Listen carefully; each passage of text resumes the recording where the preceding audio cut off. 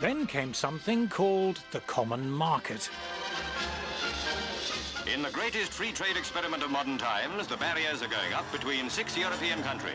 Barriers up, tariffs down. That is the meaning of the common market, formed by France, Italy, Western Germany, with Holland, Belgium and Luxembourg.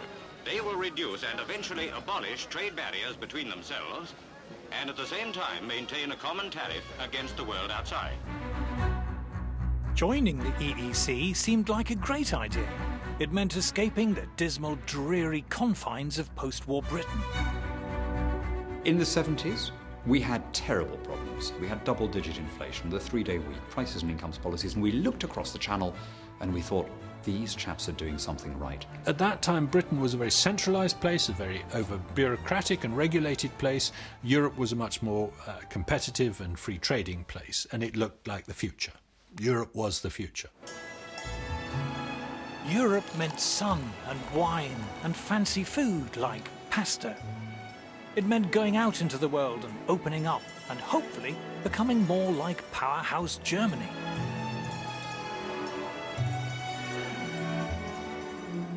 But the architect of the EEC was not German. He was French. Jean Monnet was steeped in the French bureaucratic big state tradition.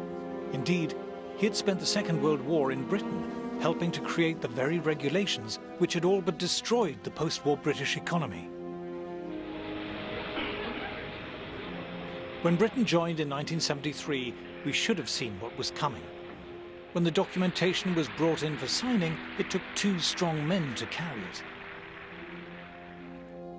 Of a new and a greater united Europe.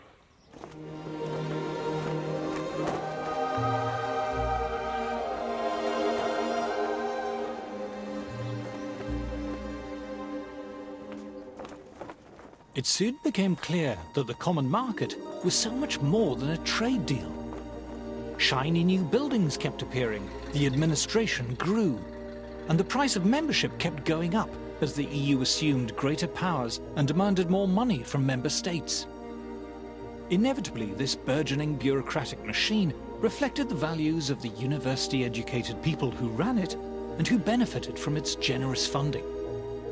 Staying in the EU is the right kind of thing because it's what civilized, sophisticated people do.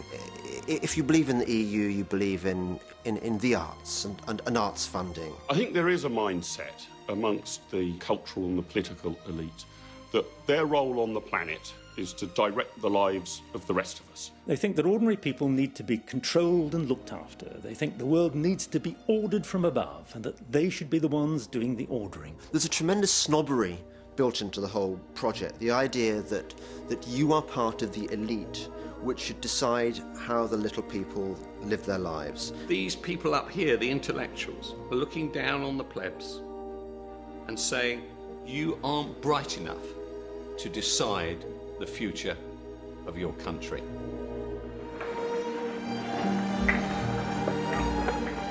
As the EU's powers steadily increased, so did the number of regulators and the volume of regulation. The bureaucratic class can find no area of human life that they don't want to write a rule book about. What vacuum cleaner you've got, where you get your hair cut, what kind of size your shoes are, and those rule books stack up one on top of the other, such that no reasonable human being could now possibly have an understanding of all the rules they need to obey.